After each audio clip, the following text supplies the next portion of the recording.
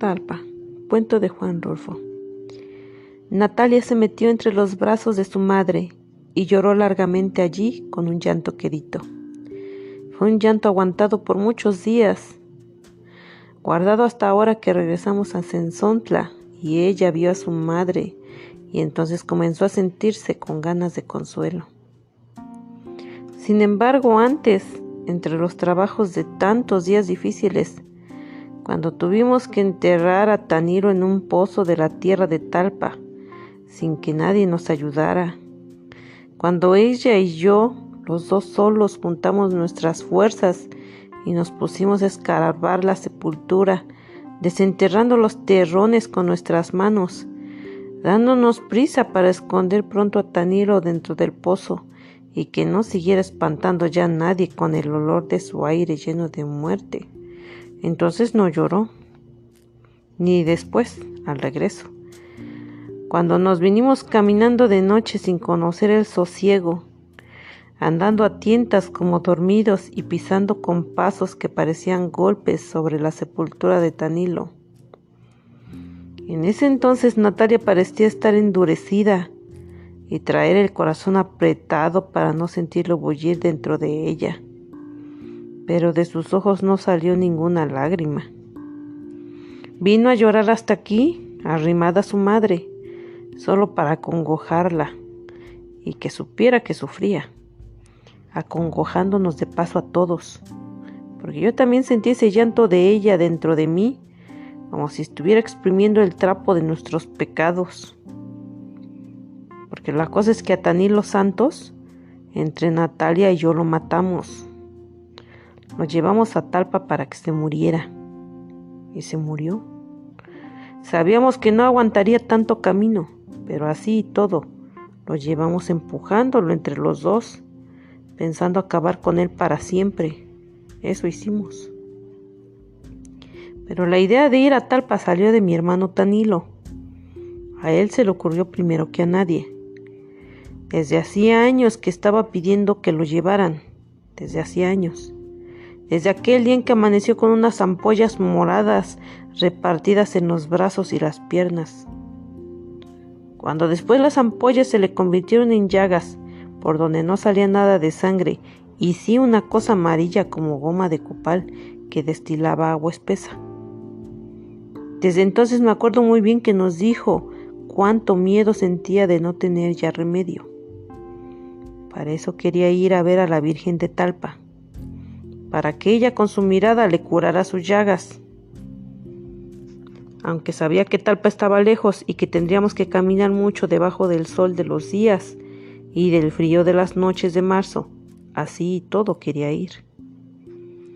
La Virgencita le daría el remedio para aliviarse de aquellas cosas que nunca se secaban, de sus llagas.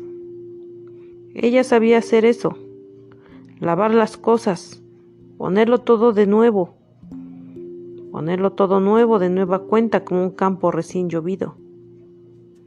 Ya allí frente a ella se acabarían sus males. Nada le dolería, ni le volvería a doler más. Eso pensaba él. Y de esto nos agarramos Natalia y yo para llevarlo. Yo tenía que acompañar a Tanilo porque era mi hermano. Y Natalia tendría que ir también de todos modos porque ella era su mujer, la mujer de mi hermano. Tenía que ayudarlo, llevándolo del brazo, sopesándolo a la ida y tal vez a la vuelta sobre sus hombros, mientras él arrastrara su esperanza. Yo ya sabía desde antes lo que había dentro de Natalia. Conocía algo de ella.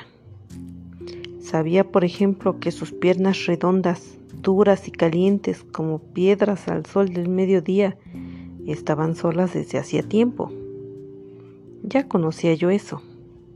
Habíamos estado juntos muchas veces, pero siempre la sombra de Tanilo nos separaba. Sentíamos que sus manos ampolladas se metían entre nosotros y se llevaban a Natalia para que lo siguiera cuidando. Y así sería siempre mientras él estuviera vivo. Yo sé ahora que Natalia está arrepentida de lo que pasó. Y yo también lo estoy. pero eso no nos salvará del remordimiento, ni nos dará ninguna paz ya nunca. No podrá tranquilizarnos saber que Tanilo se hubiera muerto de todos modos porque ya le tocaba, y que de nada había servido ir a Talpa, tan allá, tan lejos, pues casi es seguro de que se hubiera muerto igual allá que aquí, o quizá tantito después aquí que allá, porque todo lo que se mortificó por el camino, y la sangre que perdió además, y el coraje y todas esas cosas juntas fueron las que lo mataron más pronto. Lo malo está en que Natalia y yo lo llevamos a empujones, cuando él ya no quería seguir, cuando sintió que era inútil seguir y nos pidió que lo regresáramos. A estirones lo levantamos del suelo para que siguiera caminando, diciéndole que ya no podíamos volver atrás. Está ya más cerca Talpa que Sensontla, eso le decíamos. Pero entonces Talpa estaba todavía lejos, más allá de muchos días. Lo que queríamos era que se muriera. No está por demás decir que eso era lo que queríamos desde antes de salir de Sensontla y en cada una de las noches que pasamos en el camino de Talpa. Es algo que no podemos entender ahora, pero entonces era lo que queríamos. Me acuerdo muy bien. Me acuerdo muy bien de esas noches. Primero nos alumbrábamos con ocotes. Después dejábamos que la ceniza obscureciera la alumbrada. Y luego buscábamos Natalia y yo la sombra de algo para escondernos de la luz del cielo. Así nos arrimábamos a la soledad del campo, fuera de los ojos de Tanilo y desaparecidos en la noche. Y la soledad aquella nos empujaba uno al otro. A mí me ponía entre los brazos el cuerpo de Natalia y a ella eso le servía de remedio. Sentía como si descansara.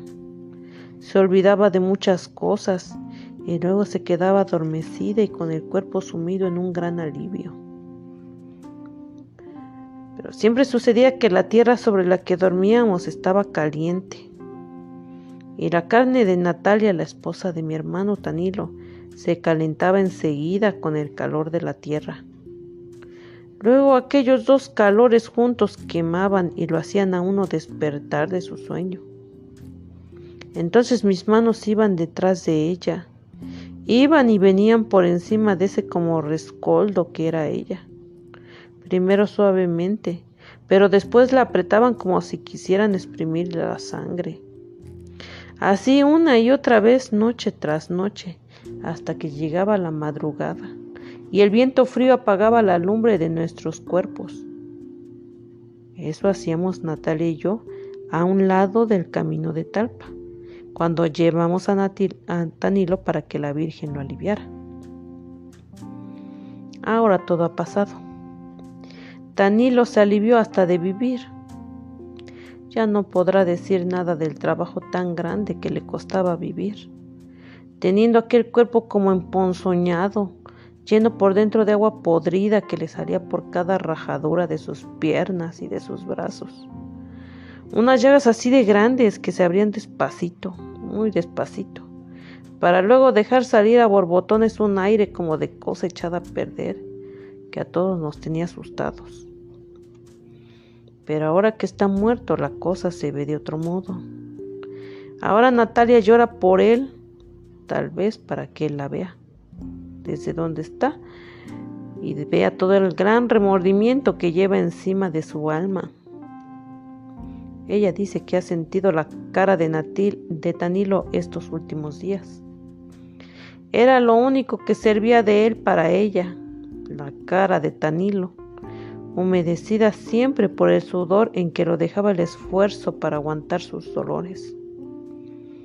La sintió acercándose hasta su boca, escondiéndose entre sus cabellos, pidiéndole con una voz apenitas que lo ayudara. Dice que le dijo que ya se había curado por fin, que ya no le molestaba ningún dolor. Ya puedo estar contigo, Natalia. Ayúdame a estar contigo. Dice que eso le dijo. Acabábamos de salir de Talpa, de dejarlo allí enterrado bien hondo en aquel como surco profundo que hicimos para sepultarlo. Y Natalia se olvidó de mí desde entonces. Yo sé cómo le brillaban antes los ojos como si fueran charcos alumbrados por la luna. Pero de pronto se destiñeron. Se borró la mirada como si la hubieran revolcado en la tierra.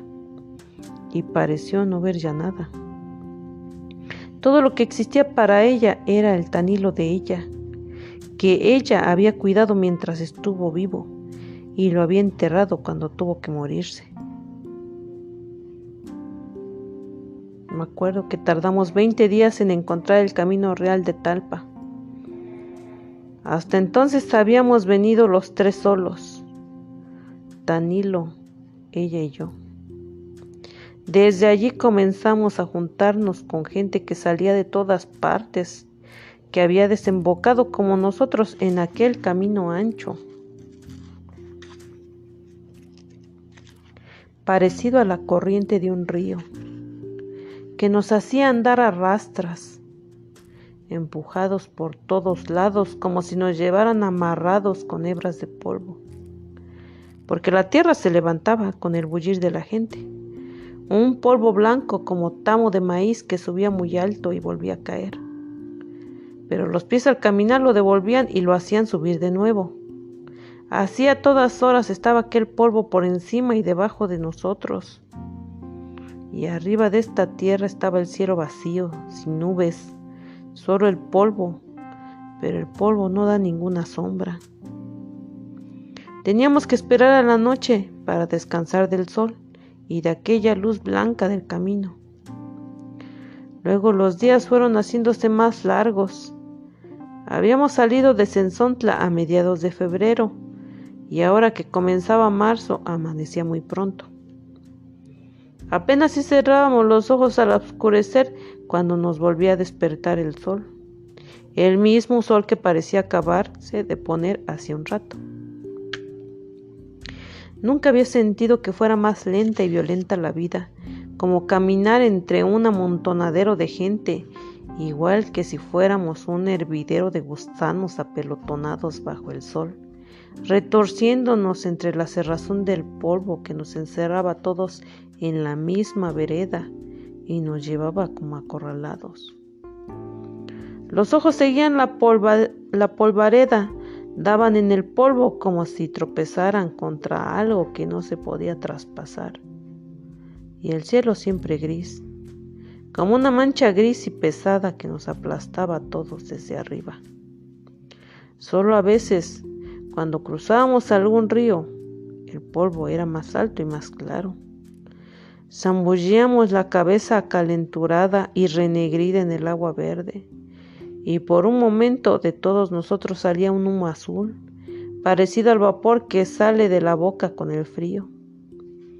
Pero poquito después desaparecíamos otra vez entreverados en el polvo, cobijándonos unos a otros del sol, de aquel calor del sol repartido entre todos. Algún día llegará la noche, en eso pensábamos. Llegará la noche y nos pondremos a descansar. Ahora se trata de cruzar el día, de atravesarlo como sea para correr del calor y del sol. Después nos detendremos. Después. Lo que tenemos que hacer por lo pronto es esfuerzo tras esfuerzo para ir deprisa detrás de tantos como nosotros y delante de otros muchos. En eso pensábamos Natalia y yo, y quizá también Tanilo, cuando íbamos por el camino real de Talpa, entre la procesión, queriendo llegar los primeros hasta la Virgen antes que se le acabaran los milagros. Pero Tanilo comenzó a ponerse más malo. Llegó un rato en que ya no quería seguir. La carne de sus pies se había reventado, y por la reventazón aquella empezó a salírsele la sangre. Lo cuidamos hasta que se puso bueno, pero así y todo ya no quería seguir. Me quedaré aquí sentado un día o dos y luego me volveré a Sensontla, eso nos dijo. Pero Natalia y yo no quisimos. Había algo dentro de nosotros que no nos dejaba sentir ninguna lástima por ningún Tanilo. Queríamos llegar con él a Talpa, porque a esas alturas, así como estaba, todavía le sobraba vida. Por eso, mientras Natalia le enjuagaba los pies con aguardiente para que se le deshincharan, yo le daba ánimos. Le decía que solo la Virgen de Talpa lo curaría. Ella era la única que podía hacer que él se aliviara para siempre. Ella nada más. Había otras vírgenes, pero solo la de Talpa era la buena. Eso le decíamos. Y entonces Tanilo se ponía a llorar con lágrimas que hacían surco entre el sudor de su cara. Y después se maldecía por haber sido malo. Natalia le limpiaba los chorretes de lágrimas con su rebozo, y entre ella y yo lo levantábamos del suelo para que caminara otro rato más, antes que llegara la noche. Así a tirones fue como llegamos con él a Talpa. Ya en los últimos días también nosotros nos sentíamos cansados. Natalia y yo sentíamos que se nos iba doblando el cuerpo entre más y más. Era como si algo nos detuviera y cargara un pesado bulto entre nosotros. Tanilo se nos caía más seguido y teníamos que levantarlo y a veces llevarlo sobre los hombros. Tal vez de eso estábamos como estábamos, con el cuerpo flojo y lleno de flojera para caminar. Pero la gente que iba allí junto a nosotros nos hacía andar más aprisa. Por las noches aquel mundo desbocado se calmaba. Desperdigadas por todas partes brillaban las fogatas, y en derredor de la lumbre la gente de la peregrinación rezaba el rosario con los brazos en cruz mirando hacia el cielo de Talpa. Y se oía cómo el viento llevaba y traía aquel rumor, revolviéndolo hasta hacer de él un solo mugido. Poco después todo se quedaba quieto. A eso de la medianoche podía oírse que alguien cantaba muy lejos de nosotros. Luego se cerraban los ojos y se esperaba sin dormir a que amaneciera. Entramos a Talpa cantando el alabado. Habíamos salido a mediados de febrero y llegamos a Talpa en los últimos días de marzo, cuando ya mucha gente venía de regreso. Todo se debió a que Tanilo se puso a hacer penitencia. En cuanto se vio rodeado de hombres que llevaban pencas de nopal colgadas como escapulario, él también pensó en llevar las suyas. Dio en amarrarse los pies uno con otro con las mangas de su camisa para que sus pasos se hicieran más desesperados. Después quiso llevar una corona de espinas. Tantito después se vendó los ojos. Y más tarde, en los últimos trechos del camino, se hincó en la tierra, y así andando sobre los huesos de sus rodillas y con las manos cruzadas hacia atrás, llegó a Talpa aquella cosa que era mi hermano Tanilo Santos, aquella cosa tan llena de cataplasmas y de hilos oscuros de sangre que dejaba en el aire, al pasar un olor agrio como de animal muerto. Y cuando menos acordamos lo vimos metido entre las danzas. Apenas sí nos dimos cuenta y ya estaba allí, con la larga sonaja en la mano, dando duros golpes en el suelo con sus pies amoratados y descalzos. Parecía todo enfurecido, como si estuviera sacudiendo el coraje que llevaba encima desde hacía tiempo, o como si estuviera haciendo un último esfuerzo por conseguir vivir un poco más. Tal vez al ver las danzas se acordó de cuando iba todos los años a Tolimán, en el novenario del Señor, y bailaba la noche entera hasta que sus huesos se aflojaban, pero sin cansarse. Tal vez de eso se acordó y quiso revivir su antigua fuerza. Natalia y yo lo vimos por un momento. Enseguida lo vimos alzar los brazos y azotar su cuerpo contra el suelo, todavía con la sonaja repicando entre sus manos salpicadas de sangre. Lo sacamos a rastras esperando defenderlo de los pisotones de los danzantes, de entre la furia de aquellos pies que rodaban sobre las piedras y brincaban aplastando la tierra sin saber que algo se había caído en medio de ellos. A horcajadas, como si estuviera tullido, entramos con él en la iglesia. Natalia lo arrodilló junto a ella, enfrentito de aquella figurita dorada que era la Virgen de Talpa. Y Tanilo comenzó a rezar y dejó que se le cayera una lágrima grande salida de muy adentro, que le apagó la vela que Natalia le había puesto entre sus manos. Pero no se dio cuenta de esto. La luminaria de tantas velas prendidas que allí había le cortó esa cosa con la que uno se sabe dar cuenta de lo que le pasa junto a uno.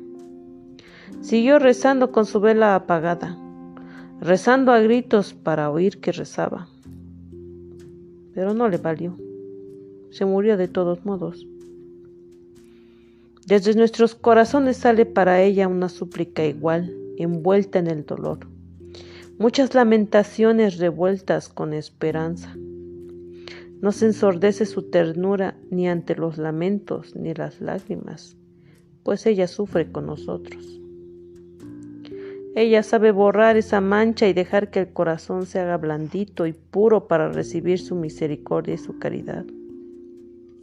La Virgen nuestra, nuestra Madre, que no quiere saber nada de nuestros pecados, que se echa la culpa de nuestros pecados, la que quisiera llevarnos en sus brazos para que no nos lastime la vida, está aquí junto a nosotros, aliviándonos el cansancio y las enfermedades del alma y de nuestro cuerpo agotado, herido y suplicante. Ella sabe que cada día nuestra fe es mejor porque está hecha de sacrificios. Eso decía el señor cura desde allá arriba del púlpito, y después que dejó de hablar la gente se soltó rezando toda al mismo tiempo, con un ruido igual al de muchas avispas espantadas por el humo. Pero Tanilo ya no oyó lo que había dicho el señor cura. Se había quedado quieto con la cabeza recargada en sus rodillas, y cuando Natalia lo movió para que se levantara, ya estaba muerto. Afuera se oía el ruido de las danzas, los tambores y la chirimía, el repique de las campanas. Y entonces fue cuando me dio a mí tristeza ver tantas cosas vivas, ver a la Virgen allí, ver enfrente de nosotros dándonos su sonrisa y ver por el otro lado a Tanilo como si fuera un estorbo. Me dio tristeza. Pero nosotros lo llevamos allí para que se muriera. Eso es lo que no se me olvida. Ahora estamos los dos en Sensontla. Hemos vuelto sin él. Y la madre de Natalia no me ha preguntado nada, ni qué hice con mi hermano Tanilo, ni nada. Natalia se ha puesto a llorar sobre sus hombros y le ha contado de esa manera todo lo que pasó. Y yo comienzo a sentir como si no hubiéramos llegado a ninguna parte, que estamos aquí de paso para descansar y que luego seguiremos caminando. No sé para dónde, pero tendremos que seguir porque aquí estamos muy cerca del remordimiento y del recuerdo de Tanilo. Quizás hasta empecemos a tenernos miedo uno al otro. Esa cosa de no decirnos nada desde que salimos de Talpa, tal vez quiera decir eso. Tal vez los dos tenemos muy cerca el cuerpo de Tanilo, tendido en el petate enrollado, lleno por dentro y por fuera de un hervidero de moscas azules que zumbaban como si fuera un gran ronquido que saliera de la boca de él. De aquella boca que no pudo cerrarse a pesar de los esfuerzos de Natalia y míos, y que parecía querer respirar todavía sin encontrar resuello. De aquel Tanilo a quien ya nada le dolía, pero que estaba como adolorido, con las manos y los pies engarruñados y los ojos abiertos como mirando su propia muerte. Y por aquí y por allá todas sus llagas goteando un agua amarilla, llena de aquel olor que se derramaba por todos lados y se sentía en la boca, como si se estuviera saboreando una miel espesa y amarga que se derretía en la sangre de uno a cada bocanada de aire. Es de eso de lo que quizás nos acordemos aquí más seguido, de aquel Tanilo que nosotros enterramos en el camposanto de Talpa, al que Natalia y yo echamos tierra y piedras encima para que no lo fueran a desenterrar los animales del cerro.